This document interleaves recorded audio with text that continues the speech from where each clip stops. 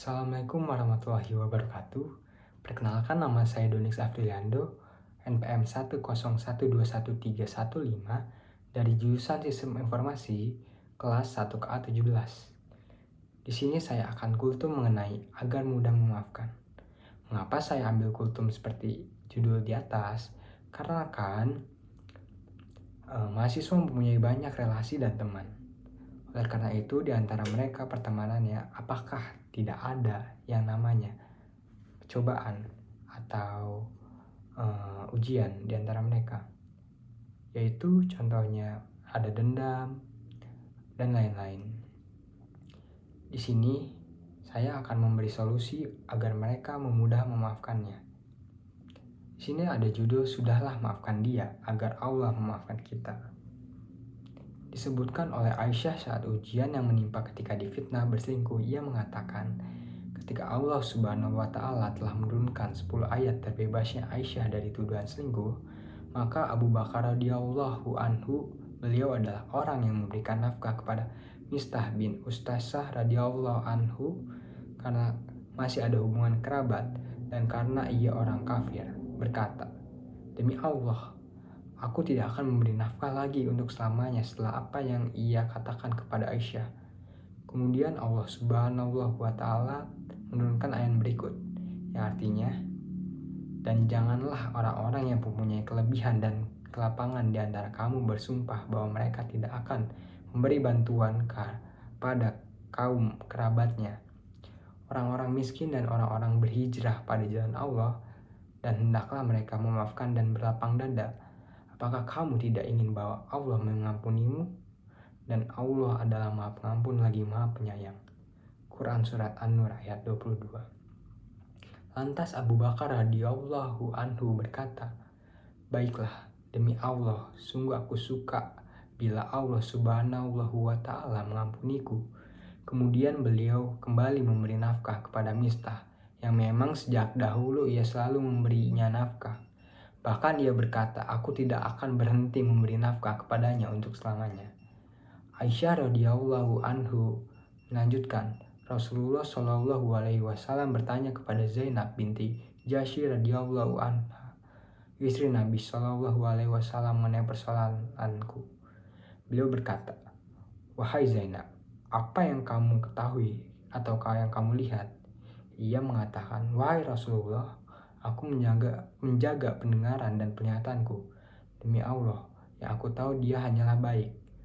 Aisyah radhiyallahu anhu mengatakan, "Dialah di antara istri-istri Nabi Shallallahu alaihi wasallam yang menyayangiku dalam hal kecantikan, tetapi Allah Subhanahu wa Ta'ala melindungi dengan sifat wara. Sedangkan saudara perempuannya Hammah bin Jahsy radhiyallahu anhu bertentangan dengannya, maka binasalah orang-orang yang binasa." Hadis riwayat Bukhari nomor 2661 dan Muslim nomor 2770. Pelajaran penting yang bisa kita petik dari ayat di atas tentang memaafkan, yaitu yang pertama, memaafkan orang lain adalah sebab Allah memberikan ampunan kepada kita. Wajibnya memberi maaf ketika ada yang mau bertaubat dan memperbaiki diri. Yang selanjutnya, kejelekan tidaklah dibalas dengan kejelekan. Balaslah kejelekan dengan kebaikan. Berikanlah maaf kepada orang yang berbuat jelek kepada kita.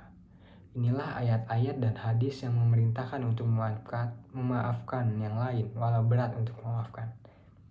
Anas bin Malik radhiyallahu anhu berkata, "Kami sedang duduk bersama Rasulullah Shallallahu alaihi wasallam, maka beliau pun berkata, 'Akan muncul kepada kalian sekarang seorang penduduk surga.'